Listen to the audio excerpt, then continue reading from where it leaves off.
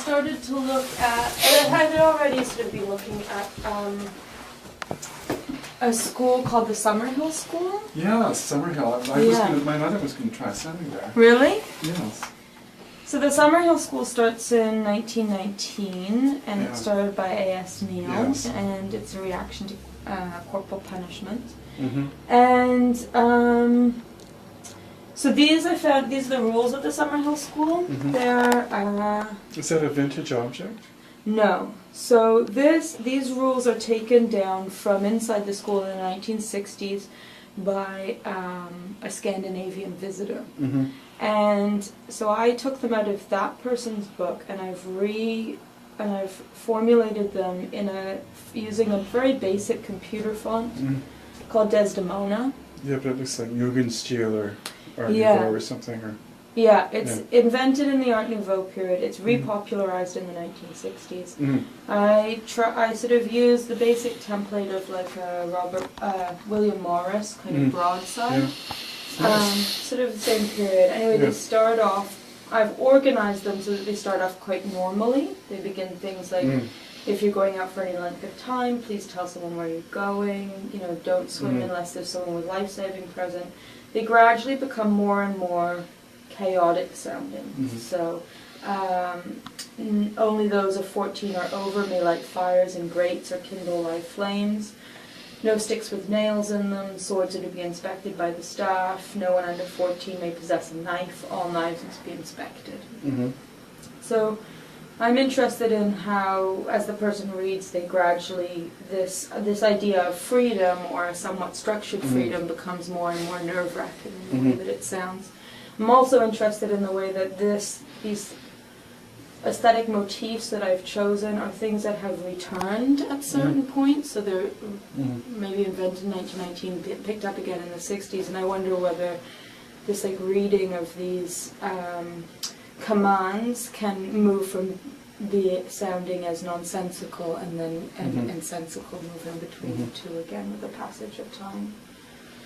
So that will be shown, but it's going to be quite big. So this is just a template, but it'll probably be about this big. On what, paper? On paper, poster something.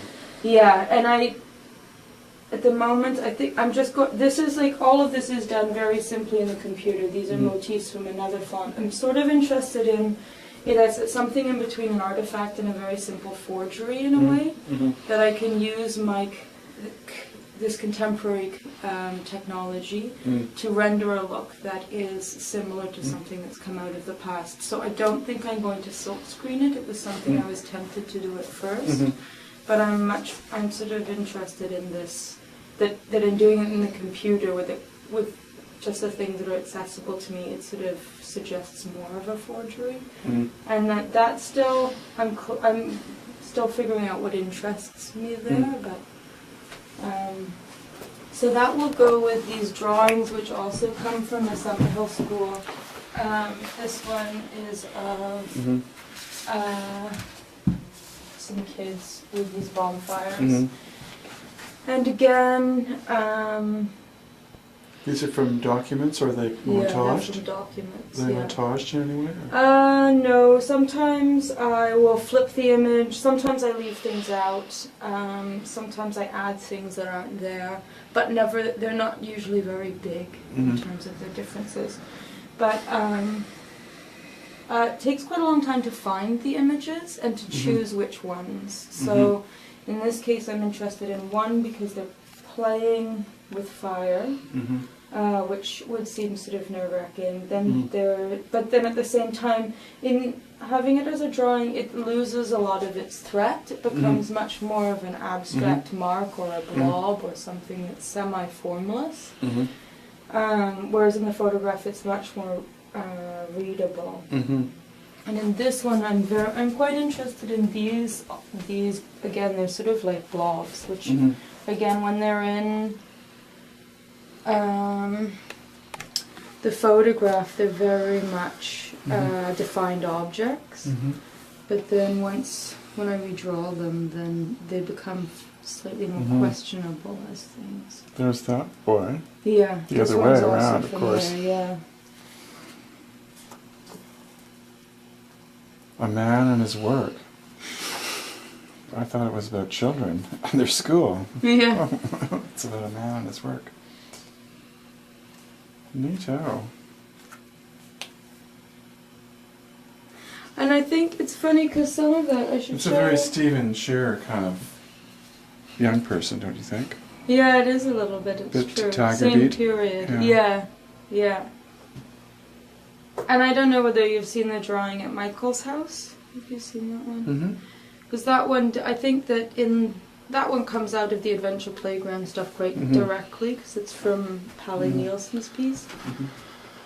There was something about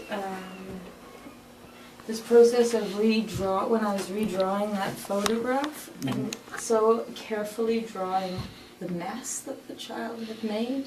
Mm-hmm. So all of the abstract marks that are on the wall are with these, that there's this active building, and it's somewhat undefined, but in the care of re-rendering it in drawing, there's something about the imperfection of that building that I think this is interesting to me, I guess.